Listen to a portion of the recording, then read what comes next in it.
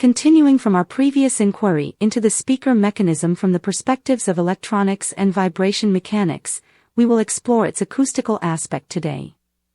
At the heart of the key concepts in speaker acoustics lies the acoustic impedance, which plays a pivotal role in shaping the interaction between the speaker's vibrating elements and the surrounding air. Acoustic impedance, or radiation impedance, explains the interaction between a speaker's vibrating components and the surrounding air. Despite its complexity at first glance, understanding its physical implications is vital, as it forms the bedrock from which numerous other concepts of acoustics are derived. As discussed before, the mass-controlled regime is a favored domain where the behavior of the speaker cone performs most consistently over a wide range beyond the resonance frequency. Simplifying the cone movement as an oscillating circular disc or piston mount on a baffle, the relationship between the applied force, F, the speed of the cone, U, and the acoustic impedance, Z, provides reasoning for the assumed flat response. The sound pressure emitted by the circular piston may exhibit pressure nulls along its axis at higher frequencies. The directional dependency in the far-field sound could also be challenging when reproducing a wide frequency range from the same radiation surface. These challenges can be addressed and defined through mathematical considerations and analysis that will be discussed in the later videos. Acoustic impedance comprises two essential components. The real part, known as radiation resistance, represents the energy loss from the radiator motion by the viscosity of the surrounding air. And the imaginary part, known as radiation reactance, represents the energy stored in the fluid reacting with the vibrating surface.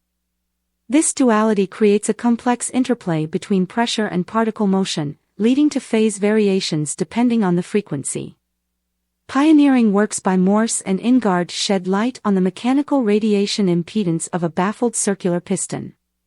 In 1968, Morse and Ingard provided the mechanical radiation impedance, ZMR, of a baffled circular piston of radius, A. Here, J1 is the first-order Bessel function of the first kind, and H1 is the first-order Struve function of the first kind. K equals omega over C is the acoustic wave number. Through series approximations proposed by Arts and Janssen in 2003 as well as Garrett et al. In 2017, we can expand the resistance, RMR, and the reactance, XMR, into Taylor series. According to the range of Ka value, it is possible to take the first one or two terms in the polynomial series and hence make it a lot easier to handle and manipulate for further use. For lower frequency, where Ka is much smaller than 1, RMR and XMR can be simplified as this. Note that RMR is much smaller than XMR in this range, since RMR is second order in Ka and XMR is first order in Ka.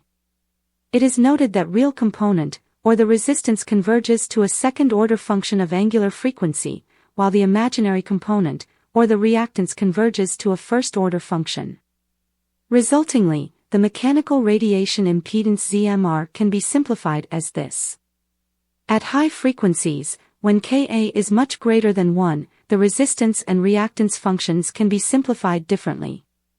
RMR remains within a small fluctuation window above Ka equals 1, while XMR shows a decreasing tendency at an order of -1 of Ka with largely fluctuating response behavior. So, the resistance, reactance and impedance can be simplified as this. By drawing these impedance profiles in logarithmic scale, Arts and Janssen have shown the system's behavior across different frequency ranges. This graph demonstrates the behavior of the resistance and reactance parts as functions of Ka. At lower frequencies where Ka is smaller than 1, XMR increases at an order of Ka squared, while RMR increases at an order of Ka. At higher frequencies where Ka is greater than 1, RMR remains relatively stable around the value of 1, while XMR decreases at an order of Ka to the -1 with more fluctuation. Upon examining this curve, it becomes apparent that the sound output from oscillating circular pistons should ideally be constrained below the critical frequency Ka equals 1. Beyond this threshold, the acoustic radiation efficiency decreases significantly, and the response fluctuations become more pronounced, highlighting the need for careful management of frequencies in speaker design. Unsurprisingly, this trend remains consistent across various shapes of oscillating surfaces, including rectangles, ovals, and others.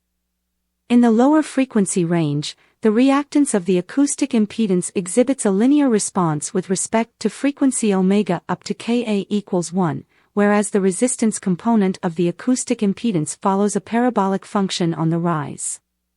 At higher frequencies, where Ka is greater than 1, the acoustic resistance remains relatively stable at around the value of 1, while the acoustic reactance decreases roughly at a rate of 1 over Ka with noticeable fluctuations. By limiting the speaker's sound reproduction range below the critical frequency, Ka equals 1, the speaker can remain consistent in its response. Here, it is reminded that impedance is defined as ZMR equals FMR over U, where FMR represents the mechanical reaction force exerted by the surrounding air on the circular cone. Referring back to the solution, in the mass-controlled regime, omega is greater than omega n, mentioned in the previous video with representing the excitation force applied to the cone of mass m. Assuming that the excursion of cone x is proportional to 1 over omega squared, and the speed u is given as this, which is proportional to 1 over omega for the mass-controlled regime as observed previously, the frequency dependency is eliminated from the ratio between FMR and FE. Therefore, the ratio between the reaction force FMR and the excitation force FE remains constant within the mass-controlled oscillation range of the cone. This fundamental principle supports the widespread use of a mass spring damper system excited by an external force for sound reproduction in speakers over many decades.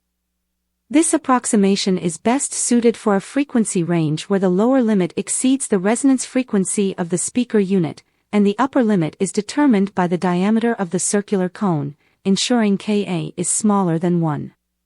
In addition, at low frequencies, Ka is smaller than 1, where the radiation reactance dominates over the radiation resistance, the impedance exhibits a mass-like behavior, directly proportional to the angular frequency, omega, and the cube of the piston's radius.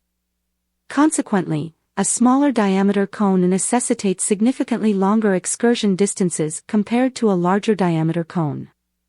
Contrary to the common intuition that doubling the diameter of a woofer requires only 4 times longer excursion compared to a smaller woofer, is not really the case.